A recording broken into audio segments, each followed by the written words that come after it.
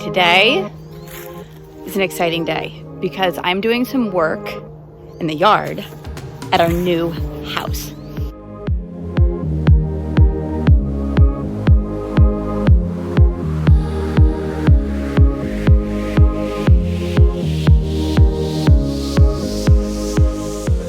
Hi everyone, welcome back. It's Charlotte from at Charlotte's House, and as you can see, I have all of my safety gear. I am ready to do my first outdoor project at the new house. I am partnering with STIHL on this project. I am using their Yard Boss, which is the perfect tool to till up the dirt that we have in this new house so that I can get some bulbs into the ground. So here's the deal. This is a bed all the way around the back of the property. I don't have a ton of bulbs, but I have some. And so I'm just kind of walking to see where I think they should go. Isn't this exciting? The new house has evidence of previous garden beds, but no evidence that there is anything actually growing there. Lots of things can be planted in the spring, but one thing that needs to get into the ground right now in the fall are bulbs. I've always wanted to have a house where bulbs sprout up all around each spring, so I figured why not make this my first project at the new house? Operation Plant Spring Bulbs.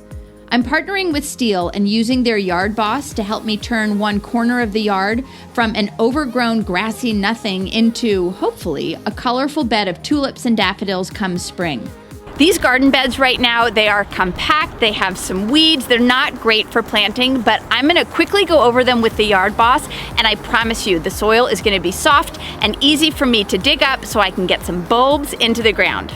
I'm trying to stay ahead of the fall weather, and so I am quickly gonna clear all these leaves before I go into this bed with the Yard Boss. Thankfully, I have my STIHL leaf blower. This is gonna be a piece of cake. This time of year, this leaf blower gets lots of action, and I love how easy it is to grab and use for these smaller stop-and-go projects. With the flip of a switch, I can clear off all the leaves and debris. Before tilling the bed, I quickly went over it with a small rake just to remove any grass and debris. I'm not planning on bringing in any topsoil, so I wanted this bed to be as clear as possible before I started to churn up the soil. Step 1, hair has to go back. Step 2, safety goggles. Step 3, safety gloves. And then step 4 for the Yard Boss is not necessarily a helmet, but you want some sort of a screen to protect your eyes.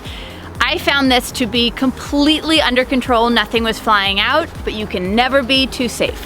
I am ready to go. Let's talk about the Yard Boss for a second. First, I should mention that there are lots of different attachments. I'm using the cultivator attachment here, and I also have a dethatcher that I'm excited to bust out in the spring when we're prepping our lawn. There's other attachments like an edger, an aerator, a brush attachment so we could clean our driveway.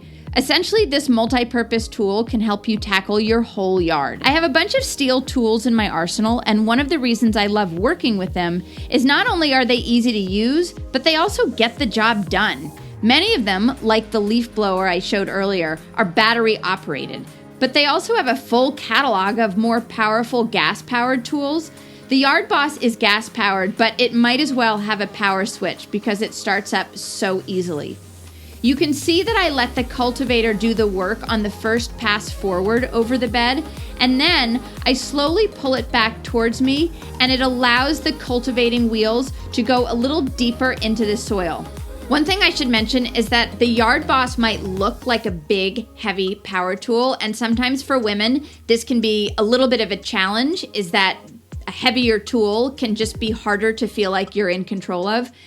This felt super safe. There was no point when I felt like it was getting away from me. I really did feel like I was able to maneuver and control it the entire time. So I wanted to mention, because ladies, this tool is for you. Every so often, I had to clear out roots and grass from between the wheels, but if you recall, this bed was essentially part of the lawn when I started, so there were lots of roots and other things to negotiate. I mean, look. I know it is just dirt, but look at how churned up this dirt is. I can come in here and I can plant, I can put in topsoil. This is a much better garden bed than it was when I started. A varsity gardener would no doubt take this opportunity to bring in fertilizer and topsoil and really clean this bed up. I'm not a varsity gardener, so I jumped right into planting my bulbs once I had tilled up the garden bed. I picked up an assortment of tulips and a few daffodils, and I checked the recommended plant spacing before mixing all of the tulip bulbs together in my Tupperware bin. There's no need to be forensic with your bulb placement, but I wanted to cover as much of the prepared area as possible, so I started by placing the bulbs as recommended, 5 per square foot. Because the soil was already tilled up and really soft, planting the bulbs was actually a piece of cake. I used both my shovel and a bulb planter. The recommended depth for planting was 4 to 6 inches, and again, the soft soil meant it was no problem getting the bulbs planted that deep. Okay, one thing I need to mention is that yes, we are in the middle of the woods, and the question, do deer eat tulips, is a resounding yes. They eat them like Cheetos. Here's my plan. I am hoping once we move in to cage this off a little bit better. Right now, I just want to get them in the ground. Some animals may dig them up. I don't know. I'm hoping that before they start blooming in the spring that I can just put something to help protect them. We will have noisy dogs. I will cross that bridge. So I know on camera this doesn't look like anything all that special, but trust me, this bed looks so much better than it did when I started, and it took just a couple of hours. My fingers are crossed that most of these bulbs will avoid being dinner for the animals and they will bloom in the spring. I think that any of us that work outside can appreciate how great it feels to clear out a garden bed of weeds and debris, and then also be able to plant it and till the soil and do all that good stuff. I was able to take care of this in just a couple of hours. I did it single-handedly. I didn't need any help, and I've got to be honest, having the yard boss made it so easy. I'm now looking around the yard and I'm thinking how easy it would be to turn all of these overgrown beds into really functional, lush garden beds. Am I a gardener now? Thank you so much for watching. You will have to tune in this spring. Hopefully I can figure out a solution to keep the deer and the squirrels from getting at my bulbs, but I am really excited to have a little bit of color pop up around here in the spring, and then I can go to work and create more magic around our landscaping.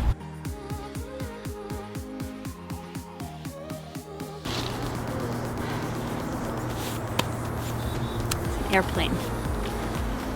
There's always an airplane.